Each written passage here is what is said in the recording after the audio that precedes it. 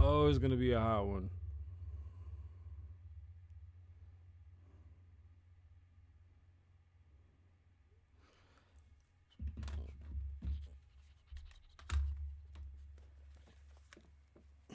Yerp.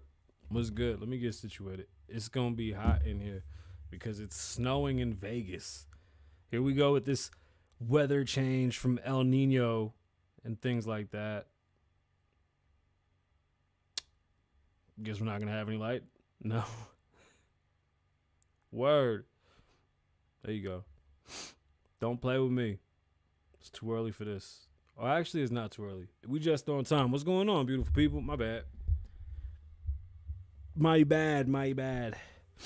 I'm wearing a cardigan. You know what I'm saying? You know what I mean? What's good? Welcome back. Thank you for being here. My name's Kasabian Lavoe. My hair is a mess. During COVID, a lot of men picked up a lot of new hobbies. One of those hobbies was cutting their own hair. I was one of those men. And I appreciate cutting my hair. It's fun. So, yeah, that's that. Welcome back. Welcome back. All right, well, let's get into the show. I'm not getting into these topics. What up, loner? You know what I'm saying? We're going to talk about some things. And we'll get right into it. You feel me? All right.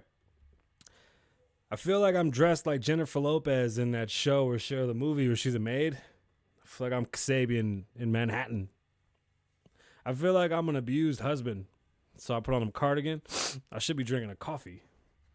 And since the queen is dead, I'm playing queen. My bad that the back of I even got the sprinkles in my hair for y'all today. I have a fucking itch on my ankle. My bad, this damn dry ass water.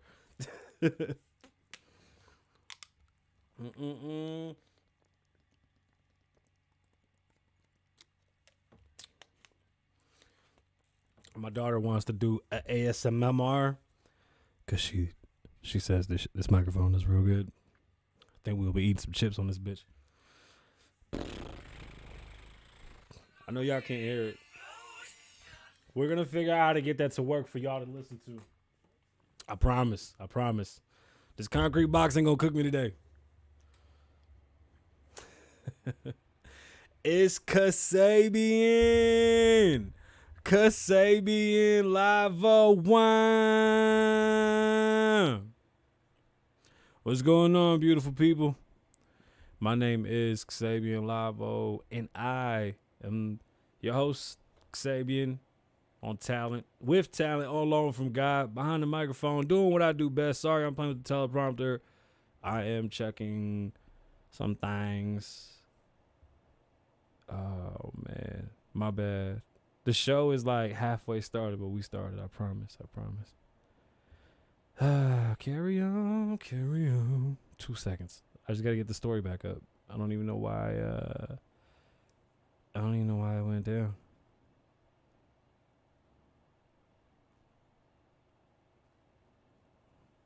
That's crazy. Why did it do that? Got it. Haha. Figured it out. My bad. What's going on? How's everybody doing? Welcome back. Welcome to this Wednesday. For today's show, we're going to be talking about a Fed agent that came to Vegas undercover and ended up blowing some Fed money. And he pled guilty. Him and a couple of partners actually came out of New York. We'll be talking about them. Hey, T.I. is a stand-up comedian, and he's already in stand-up comedian beef. We'll be talking about that. The Amazing Jonathan. We're talking about him. We will be talking about Jason Lee and how he killed the Queen yesterday. A little bit of Wendy Willams appreciation today. We'll definitely give you guys an update on this Tory Lanez and Megan Thee Stallion situation. It seems like it's... It seems like it's... We'll talk about it. Then one of my stories that's really kind of bothering me is about this pastor. He's an online youth pastor, and he waited for his wife to turn 18 to marry her. LA is going to have a hold on a rent hike until 2023. That I want to discuss, and I want to know what you guys think about that, and you gals. And then basically, that's the show. So let's get into it. Let's have some fun.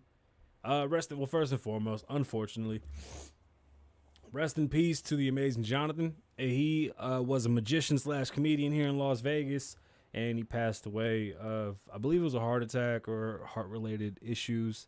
The Amazing Jonathan, Vegas staple. Dude was here for a long time. Rest in peace. And rest in peace to one of my friends, DC. We weren't as close as we once was. I mean, I'm not going to sit here and say we was best friends, but rest in peace to DC. He was a cool guy. We had some good times. Good dude. It's unfortunate. He had a motorcycle accident.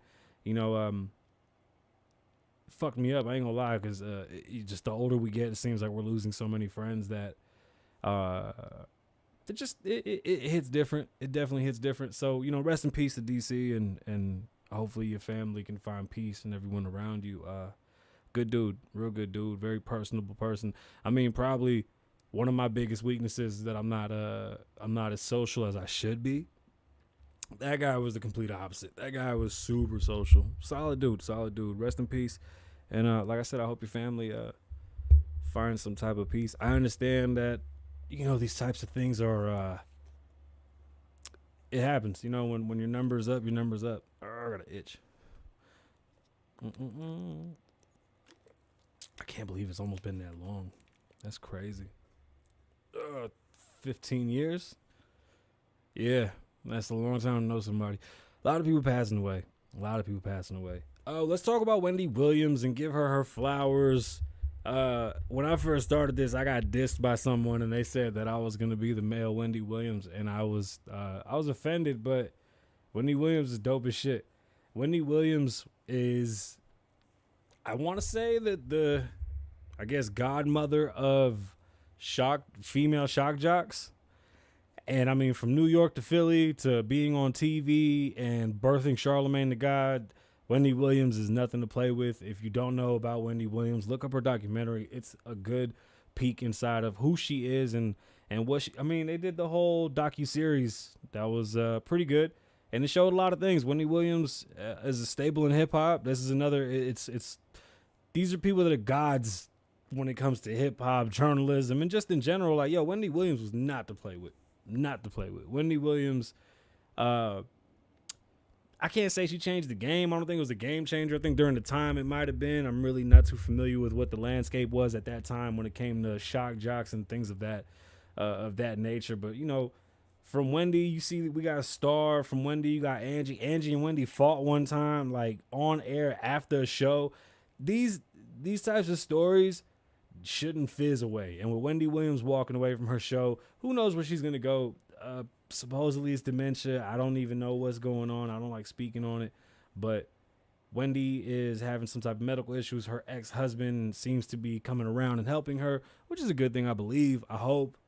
She was having problems with her money being frozen. Listen, if Wendy goes off, feels better, and starts a podcast empire, good for her. I don't think she's done. Wendy Willams is dope. Shout out to Sherry Shepherd. And my light is changing because I think it's dying. Is she in a nursing home? Is that really what's happening? That's pretty sad. But Wendy Willams, again, shout out to Wendy for what she's done. And she's definitely made a lane for many, many people. Tasha K dealing with her issues right now with Cardi B. Hey, y'all want to laugh at Cardi B? Sometimes it's better if you just shut the fuck up. What Cardi B said was so stupid, it's not even funny. And I wish that she would just get, you have enough money to have people around you that could teach you this. So there's no excuse. You cannot get online and say you're not picking NATO's side or Russia's side. You're on the side of the citizens. That doesn't make any goddamn sense. You're from the United States. You rep here. We don't rep nothing else. No matter what happens, this flag ain't for play. So, because we back NATO, you got to back NATO. And if you don't understand what you're talking about, it's best that you just shut the fuck up, because what you're doing is just putting out information that isn't even close to right, and you're not helping the situation. Although some people praised her for speaking on the situation, I don't think that geopolitics should be spoken on as a joke or as something that doesn't have anything to do with legitimacy. Meaning, you shouldn't toy with it. There's a real war that might be happening and brewing, and I don't even want to speak on it. And then you go on to say that inflation is the real crisis that we're dealing with, and it's not just here in America, it's across the whole world. What the fuck are you talking about? And then the embargoes, and I wish someone would just sit her down and say, hey, this is how it's supposed to go. Maybe don't say this. Maybe just get a better PR person that stops her. There's a video of Jocelyn Hernandez when she was high on dope, rapping in a microphone with a bunch of dudes saying, yeah, keep rapping. She's all sweaty and shit. I swear that's how I picture Cardi when she gets her phone and shoots a video. They're just yeah, say the dumbest shit you could say. I don't care if she got a song coming out. When you're speaking on geopolitical issues in that fashion, you're talking shit you don't know. China isn't cutting, anything off. There's no embargo, whatever the fuck she said. We've already spoken on what the problem is on the board with shipping. We've already spoken on what's going on with the supply chain. I mean, there's so many things going on that have caused this problem that us even saying that what's going on over there, you're just worried about the people. It's beyond worried about the people. This can change the entire world. That's why this is so touchy. That's why it's not something to play with. And if we're not getting the right information through the media, we definitely don't need an influencer speaking on it and making it just a gimmick. I don't know. You don't like Wendy. Oh, you a hater. Hey, here's a fun fact. Your thumb's as long as your nose. Did you know that? Surprise, surprise. I just learned that. And I thought that was interesting. Very, very interesting. What else? Jason Lee. We'll talk about Jason Lee in a second. I'm not going to rush Jason Lee. Jason Lee is something special. Jason Lee had the entire internet yesterday buzzing, and then he disappeared. He literally disappeared. All right, let's get into Jason Lee. Jason Lee posted an Instagram post basically saying that the Queen of England had passed away. Queen Elizabeth passed. She's dead. That's what he said. The whole world was hashtagging, tweeting, hey, where is this from? And what I was saying, just being honest, I think that if you lie on the Queen being dead, they behead you in front of the public or throw tomatoes at your face and then beat your ass with a bunch of rocks. So if y'all don't find Jason Lee, or if you do find him and he's all lumped up and covered in tomato sauce, then you know what happened, because I don't think you could play with the Queen that way. I don't think you could do that. So Jason was very ballsy by standing on it, because I think what he thought was going to happen was that he was the first one to say it.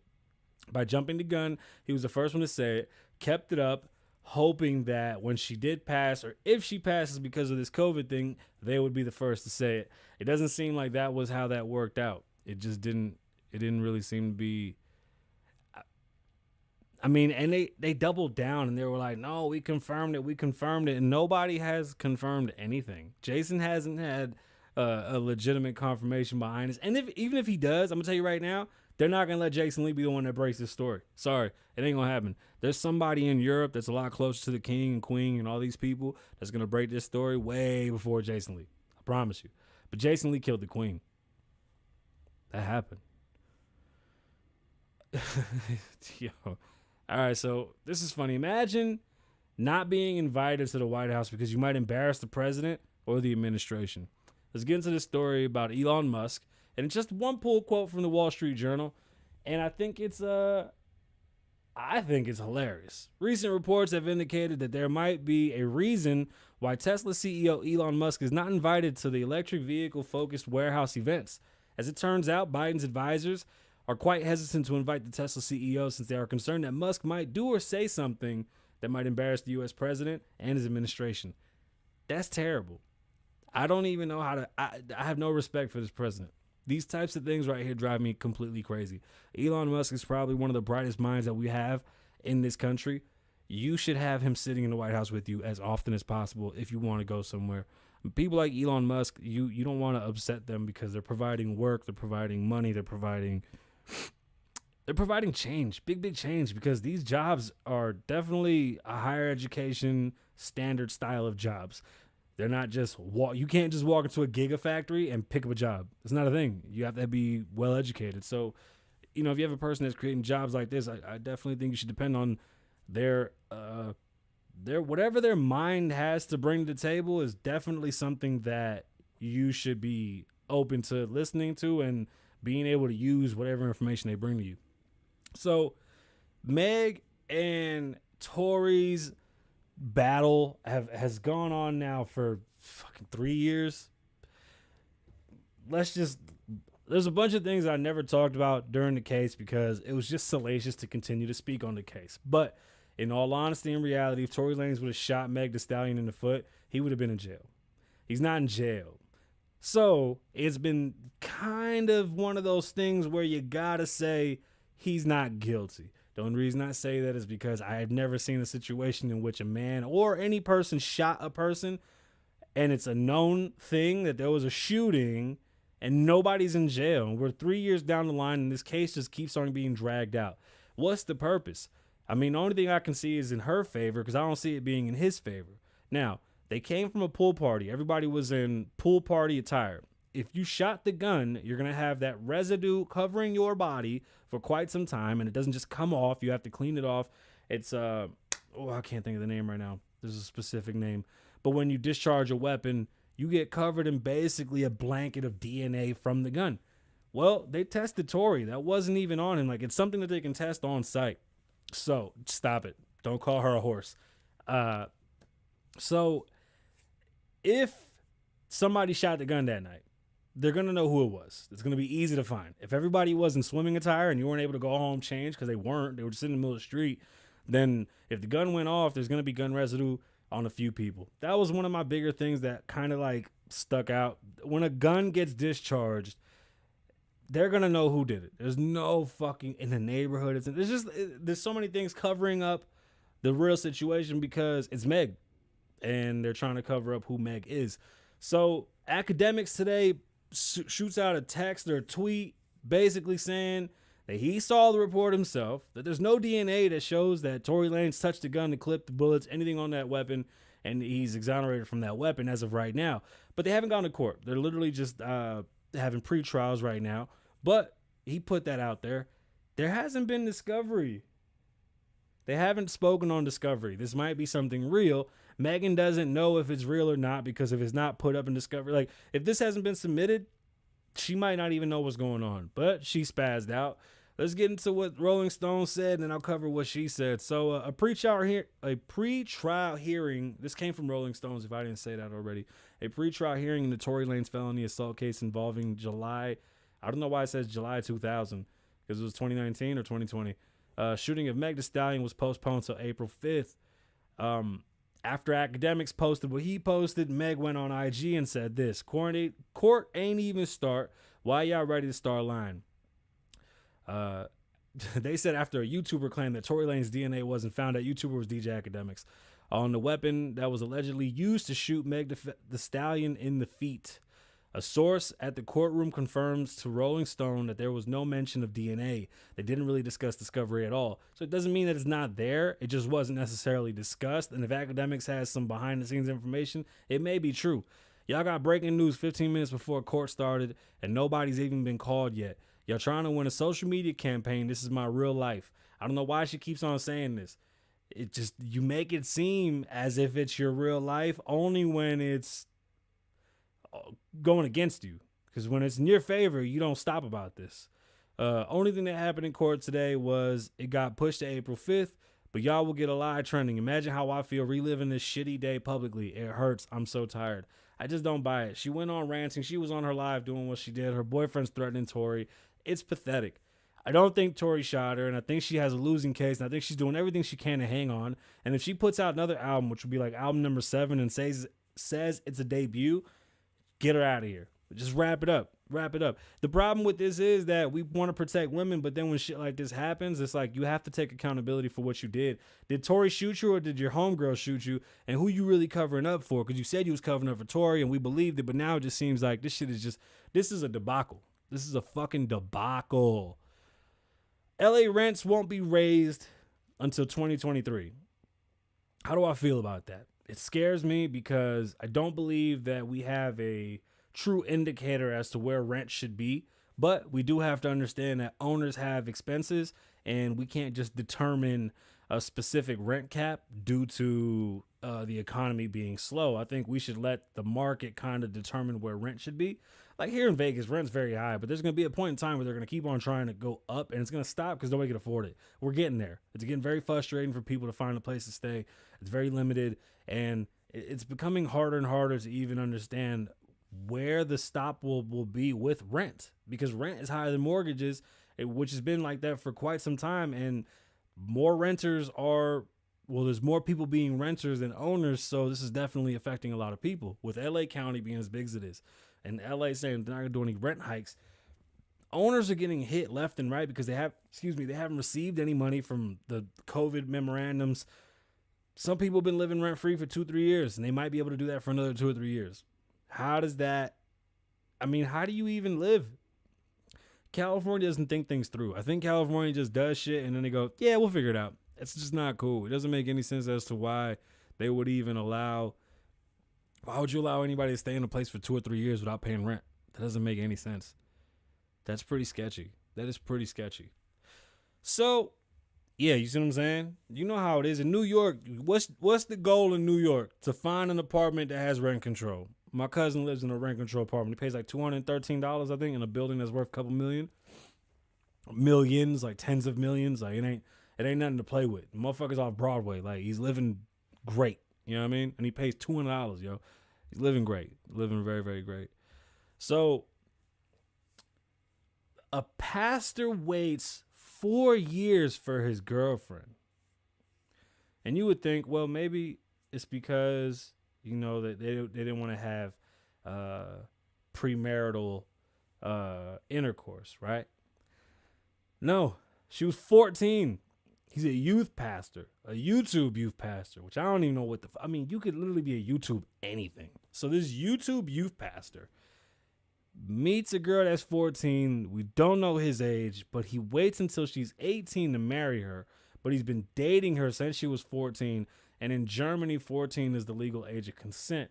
So I couldn't find this story anywhere, and I don't know why nobody was talking about this. This is the nastiest shit I ever heard. The only reason I say that is because of the Instagram post. They posted a picture of him and her with balloons in the shape of the numbers 1 and 8, 18. And he said, oh my God, I'm so happy. This is just like a rough version of what he said. This is why can't I think of the word right now that I'm trying to use? But anyway, this is a very bad interpretation of what he said. But he basically was like, what is the word that I'm looking for and why can't I think of it? Loner, help me out. What am I trying to say? When you take what somebody says, but you say it terribly and it's not well said, or like how they said it, it's not an interpretation. Why can't I think of the fucking word? This is really gonna break my brain. What is the fucking word? Anyway, German YouTuber. So this came from SK Pop, which is a weird website. But anyway, the post first. Let me get back to the post. The post on Instagram was like, "Yo, I've waited all this time for you to be 18. I'm so happy we can finally be together. I've waited this long to marry you. I love you."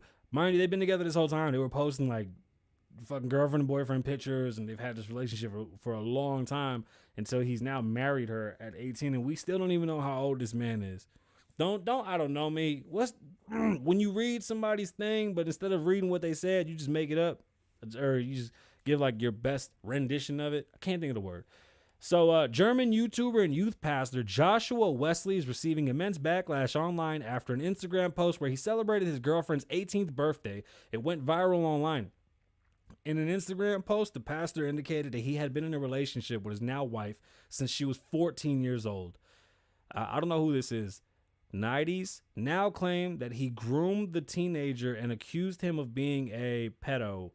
In an Instagram post, Wesley stated that his wife was finally 18. He added that she's now his wife, Isabella Wesley, and has been his best friend for the past 4 years.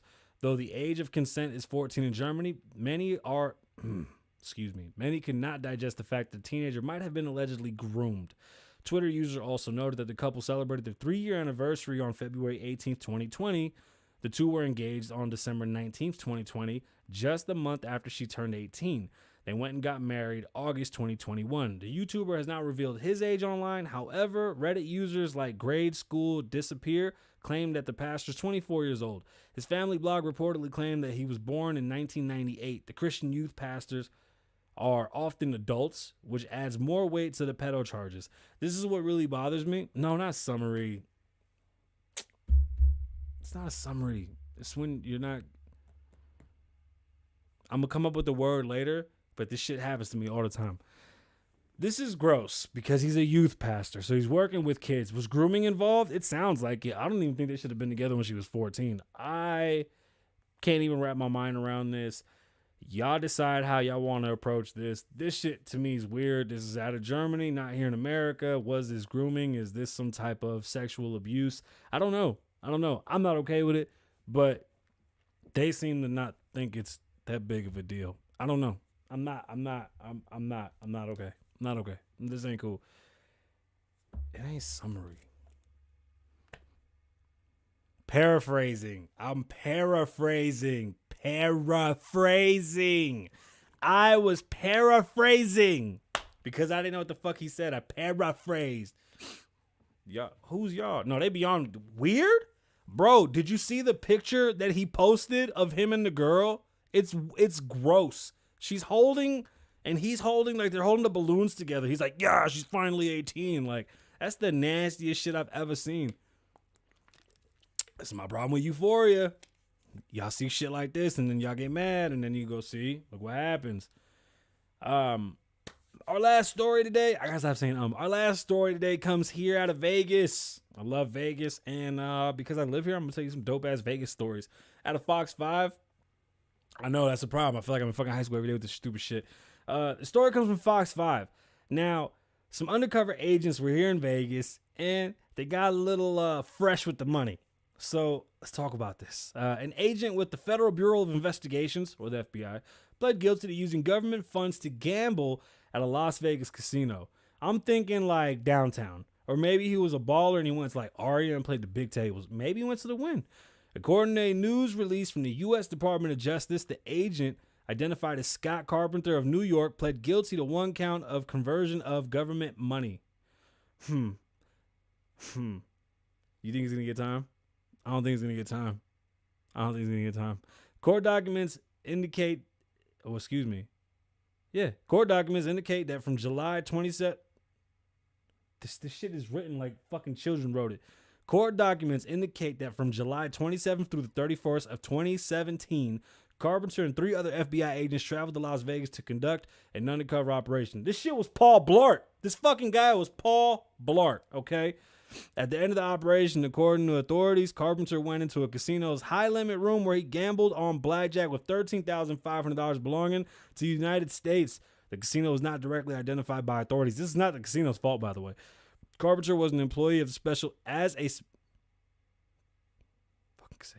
Carpenter was employed as a special agent with the FBI's New York City field office. So basically, this guy was from Dykeman because we know that that's over there in Manhattan and you know where the building is. I'm not even going to put, he's a Puerto Rican kid. I can guarantee it. This fucking last name is bullshit. He might be an Irish kid, Irish Puerto Rican. Sentencing is scheduled for May 18th. According to the release, Carpenter faces a statutory maximum penalty of 1 year in prison. He's not going to go to prison. He's going to go to daycare. With a supervised release and restitution, pay back the $13K, go get another fucking desk job and be straight. I'm down for the scammers too, as long as they ain't scamming me. Fuck that. It seems like he got caught up because he was a weak scammer. That was just terrible. And I don't think 17 that was scamming as good as these, you know what I'm saying? The new scammers right now, they pretty special. But this guy really played himself. And for a special agent, you ain't really doing too good, my boy. Why would you do such a thing? And now you got to go to jail and shit and find all the dudes you put in jail. Well, that's it for today's show. Loner, thank you for being here. Thank y'all for watching. Thank y'all for listening. I appreciate y'all. Yeah, that's it. We don't got no more shows. You know that Cuba Gooding Jr. and that other Cuba Gooding Jr. guy are brothers? Can't remember his fucking name either. I'm just trying to play. Hey, I'm gonna go play video games with my friends. My name's Kasabian. Oh, the T.I. stand-up beef. Okay, here's the problem with T.I. As a rapper, the biggest issue that rappers have was basketball players that wanted to rap. Because we can't go play basketball in the NBA, but y'all can come play basketball, or excuse me, y'all can come rap and then have like a leg up just because, well, no pun intended. Well, you could have, like a foot up on us because you already have some type of notoriety and fame because of playing basketball. With T.I. becoming a stand-up or attempting to become a stand-up, there's no respect from the stand-up community because he's not going about it as a true stand-up. He's going about it as a headliner. You're not a headliner in stand-up. Your jokes are ass. I'm not even going to give you props. I've seen what you're doing. What you're doing is wagging around your fame and your success in music, and you're trying to translate into stand-up, and I really wish you would go to a real stand-up hall and, really go up. Put your name on a list and go up so they could chop your ass up. The shit you did to Jeffrey or Godfrey, whatever the fuck his name is, I'm not with that either.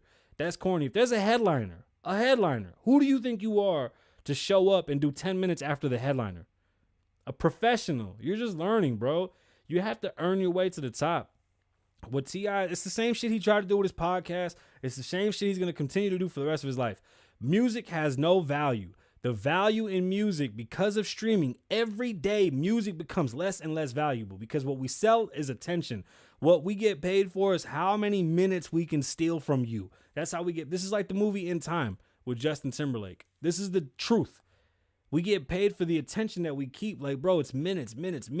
Your 3-minute song doesn't hold nobody's attention. T.I.'s reason for going into stand-up is because he doesn't want to keep doing the same songs over and over. Right, because there's no value in that. You continue to tour because your money's bad. You don't have good business like you said you did. It's like the same thing with Master P. Everybody would talk about Master P being so successful. At one point in his life, Master P was worth $300, $400, $500 million.